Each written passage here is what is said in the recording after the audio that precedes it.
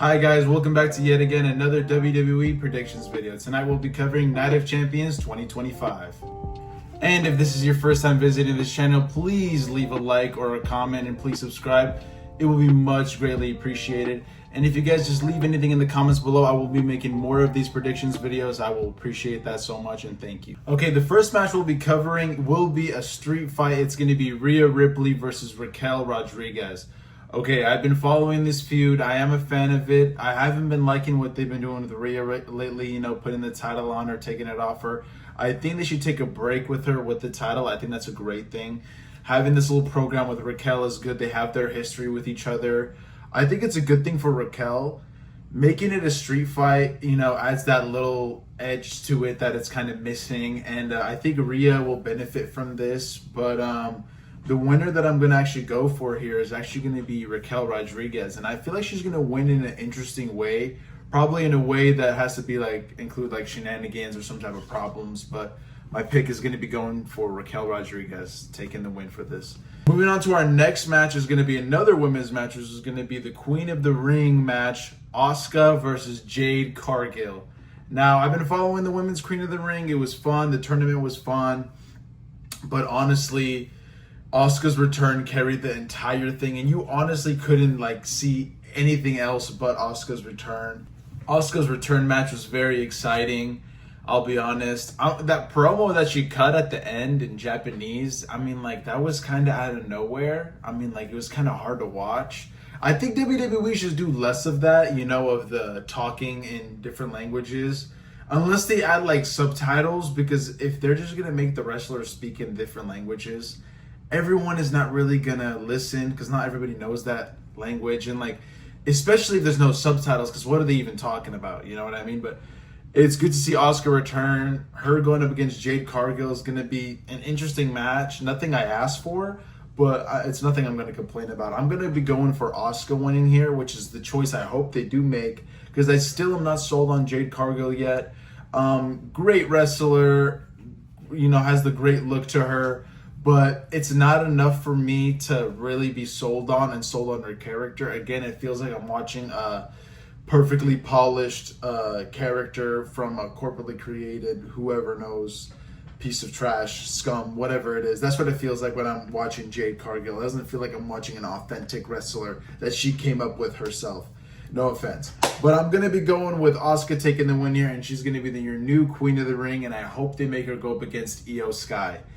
And that's my predictions for that match. The next match we'll be covering is Karrion Kross versus Sami Zayn. Now, this match is something I'm excited for. Karrion Kross is somebody I've been watching for a while, wanting him to get carried, pushed to the moon, everything you could have asked for, right? Because I just think he deserves it, bro. He's a cool guy from Vegas. I love his style. I love his style of promo. I love when he comes out with his girl. They have a good vibe and aura to them.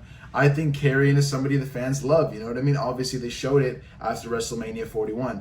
And Sami Zayn is a great person to continue this feud that he's been doing. And what he's been doing with Sami slowly building up this huge story. And hopefully this could be the story that leads Sami into winning his first world championship in the main roster. Because, he's only been NXT champion, not the main champion. And you guys know my love for Sami. You guys have seen him with my other prediction videos. You guys know I love Sami so much. So I'm going to be going for Karrion Kross to win this, as much as I love Sami, but Sami doesn't need to win this, you know what I mean? Sami's done so much this past year with the IC title and with the Bloodline and the feud and Survivor Series, you know what I mean? Sami, there's always something for Sami to do, but this is a way to give Karrion his big push, give him his moment, because he hasn't been on a PLE in a while, I believe, so I'm going to be going for Karrion Kross here, and it's going to be a great match. The next match we're going to be going for is one we've been waiting for a while. Solo Sikoa versus Jacob Fatu. Okay, guys.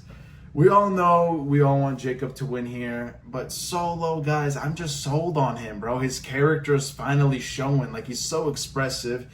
He's what I wish all the younger talent would kind of do, is be more like yourself, man. Be more natural, be more open, be more with the times. Because what I realized is a lot of these gimmicks, man, they're old gimmicks that the Jey Uso gimmick would have been famous in 2017, when everybody was actually saying yeet, you know what I mean, when it was genuinely relevant. it just feels like he's a middle-aged man late to an old trend. You know what I mean? Or even like Carmelo Hayes calling himself him. Like, nobody actually calls himself him anymore. That's like a trend that was around 2 years ago, I believe. Like, you know what I mean? Like, they're selling themselves with these old TikTok trends that are not relevant to day age. So when outside people look at them, it looks goofy when he's saying ye or saying him. You know what I mean? Because they're like, oh, these guys don't know about the times or whatever it is. But Solo, he's not doing that, man. He's not doing that. Solo, he's being himself. He's being funny. He's being natural. He's being what he is. You know what I mean? Kind of like in the old school days. You know what I mean? What got them over, being an actual hateable person, being, you know what I mean? Like, but also likable in the same way as like being funny. That's what it is, like genuine funniness. So I'm going to be going with Solo Sikoa winning, but obviously not in a clean way. JC Mateo is going to probably jump in and ruin it. Who knows? Probably, or maybe Hikuleo. This could be the debut of Hikuleo. They've already debuted him, spoiled it, but let's act like that didn't happen. Let's hope they debut him in this. Hikuleo comes out, whatever it is, shenanigans. Or maybe Hikuleo helps Jacob out too. I don't know. We'll see. We'll see. Moving on to our co-main event, which is going to be Randy Orton versus, which I am wearing his shirt. Let's shout out to the Viper, bro. Shout out to the legend killer himself, Randy Orton.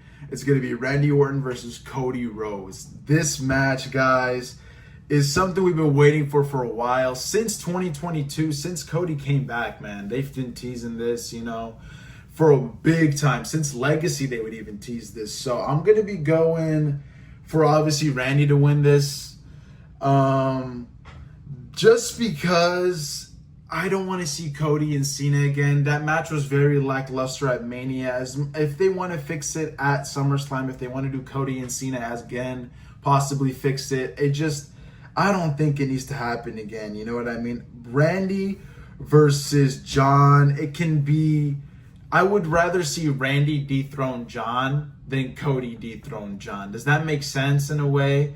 So I'm going to be going with Randy. I feel like they could cook something good here. You know what I mean? And I just don't see Cody getting it over on Randy. You know what I mean? So I'm going to be taking Randy winning the King of the Ring.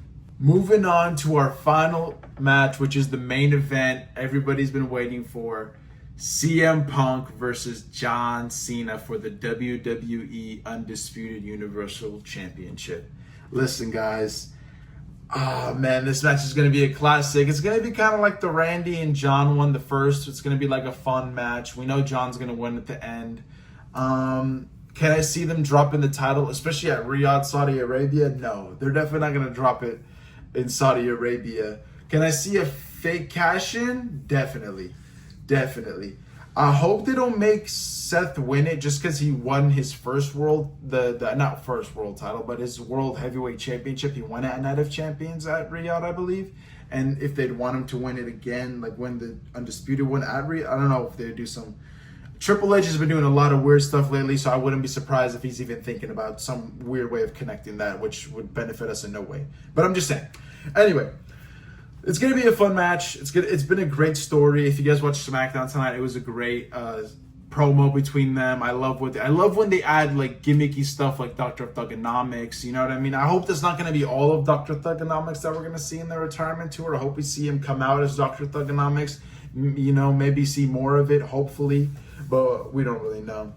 I'm going to be going with Cena winning this match, guys. There's really not much more to it. We know Punk is not going to win it. It's going to be a great match. Their outfits are going to be nice. The crowd is going to be nice. It's going to be a great event, guys. And I'll see you all tomorrow.